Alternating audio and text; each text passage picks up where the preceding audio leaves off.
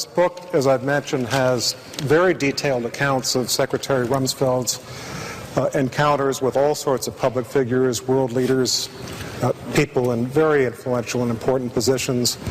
But maybe one of the most intriguing is your encounter with Elvis. Why don't you tell us about that? Oh my goodness, Elvis Presley.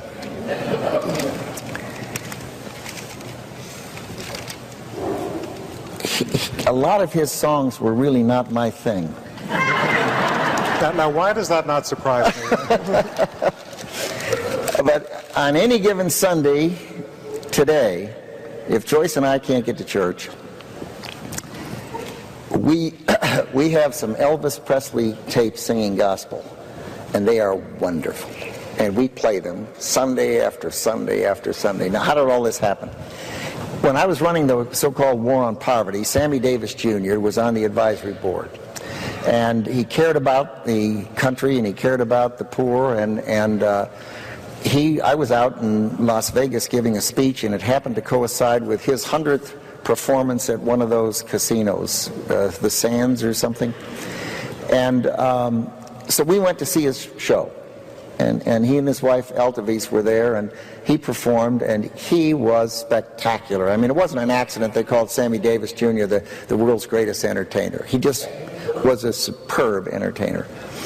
And he said to Joyce and me, the next night I'm off, I'm going to take you to see the best entertainer in Las Vegas. And he didn't tell us who it was. So the next night we went, and he went to another casino, and we went in, and he got a dinner table. Needless to say, it was right up front. If you're Sammy Davis in Las Vegas, you get a good table. And the four of us sat down, and it was Elvis Presley's. And Sammy believed that Elvis was the best performer in town. And he was in his later years, and he was large. And he was wearing a sequin jumpsuit. And not quite the uniform in the Nixon White House. No. And of course, I'd never seen the man, and I'd never heard the man. And he had these, what color is it, chartreuse? Red, pink, scarlet.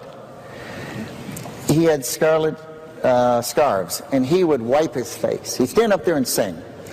And it was fantastic. He'd sing the most ridiculous thing in the world, and people would cheer and yell and love him. And I'd sit there and go like this, oh my God. Then he would sing a ballad, and it was absolutely beautiful. I mean, this man had a voice that was spectacular. And I love country music, and I love ballads, and he would sing, and it would just, you'd be carried away with it. Then he'd take the scarf, wipe his face, the sweat off, and throw it out in the crowd, and everyone would scream. So he threw one to Elvis Davis, and Elvis gave it to Joyce, and it's framed.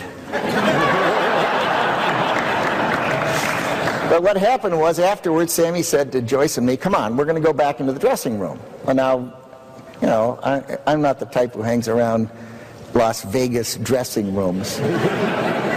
And you go in this place, and it's large, and here are all these people. Sammy is getting dressed, and he's walking around, and all of the showgirls are there, and there are very attractive women with trays selling cigarettes and selling Western jewelry and turquoise and what have you, and all the hangers-ons and the staffs and everyone, and they're all milling around, and Joyce gets carried away, and she's talking to somebody, and she couldn't find me.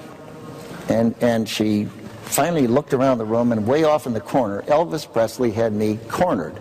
I was against the corner, and he's big, and he was like this, and I was kind of hidden right behind him. He was talking about the United States Army. If you remember, there was a draft during that period, and some of the people did not go in the draft. They went to Canada, or they refused, and he went in and served in the United States Army, and he served in Germany, and he wanted to talk about it. He loved the Army, he valued his time serving, and he was sitting there going back and forth with me about this and that and the other thing, and I just found it fascinating that here was this man who a minute ago had been up there wiping the sweat off his face and throwing these things, and everyone screaming, and here were all these gorgeous women walking around this dressing room, and he was standing there asking me question after question about the United States Army. It says a lot for the man.